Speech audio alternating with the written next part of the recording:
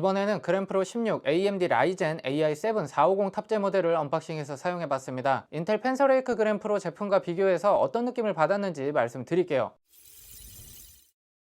안녕하세요, 인테크입니다. 2016 그램 내돈내산 세 번째 시간입니다. 그램 라인업은 구매할 때 공부가 필수적으로 필요한 제품군인데요. 랩탑은 단순히 CPU 하나 GPU 하나 골라서 조립하면 끝나는 물건이 아니다 보니까 다양한 경우의 수를 고려한 것 같아요. 애플처럼 칩 설계부터 생산, 조립까지 모든 걸 한 회사가 통제한다면 이야기가 조금 다르겠지만, 대부분 랩탑 제조사는 AMD, 인텔, 엔비디아처럼 서로 다른 방향성을 가진 칩셋들을 선택해서 자신들의 제품 전략에 맞게 조합해야 합니다. 여기에 무게, 발열 구조, 배터리 용량, 디스플레이 패널, 소재, 가격까지 고려해야 될 변수가 정말 너무 많아요. 그래서 노트북을 고를 때는 하나의 정답지가 존재하지는 않아요. 대신 사용자의 조건을 어떻게 정의하냐에 따라서 가장 가까운 정답을 찾을 수 있게 됩니다. 오늘은 이러한 관점에서 제가 직접 구매해서 사용을 해본 그램에 대해서 이야기를 해볼게요.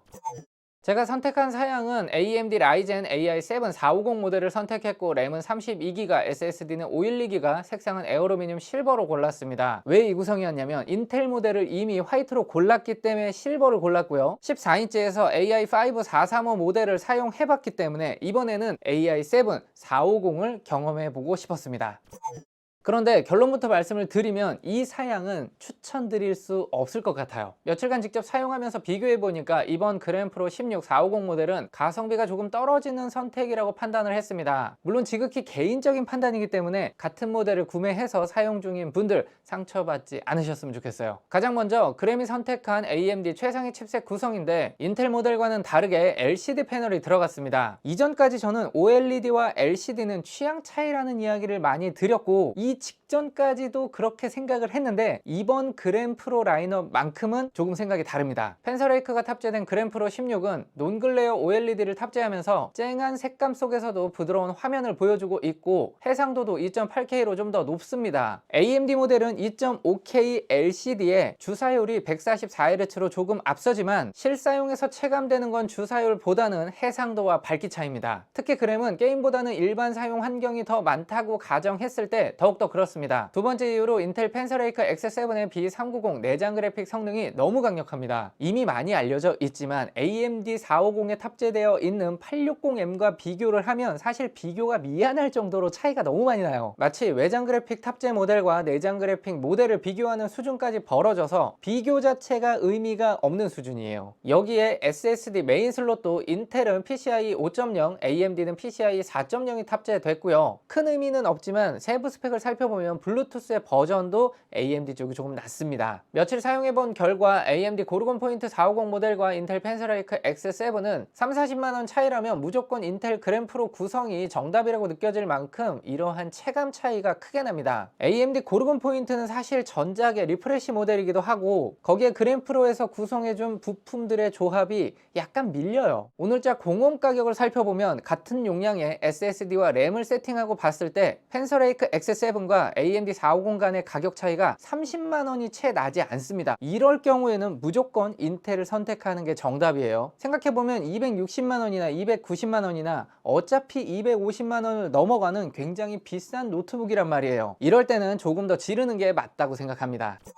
그렇다면 AI5 435는 어떨까요? 성능만 놓고 보면 아쉬운 게 사실입니다. 하지만 가격을 대입해서 생각하면 이야기가 달라집니다. 에로레이크와 비교했던 영상에서도 말씀드렸지만 깡 성능은 밀리는데 실사용에서는 묘한 안정감이 있어요. 버벅임 없이 매끄럽게 동작하고 문서 작업이나 웹서핑에서는 충분히 만족스러웠습니다. 그리고 이 칩셋의 가장 매력적인 부분은 AI 기능을 활용할 수 있다는 점이에요. 코파일럿 플러스 PC 인증을 받았기 때문에 리콜, 그림판 등 AI 기능을 다양하게 사용할 수 있고요. 지금은 이게 큰 차이가 아닐 수도 있는데 AI 시대로 진입한 시점에서 이러한 차이는 앞으로 더 크게 벌어질 가능성이 있다고 생각해요. 그램을 선택하는 분들은 대부분 실용주의 성향이 강하고 문서 작업, 이동성, 안정적인 성능을 중요하게 생각할 것 같아요. 이러한 관점에서 가격 대비 성능 효율은 435도 괜찮지 않나 생각이 들어요.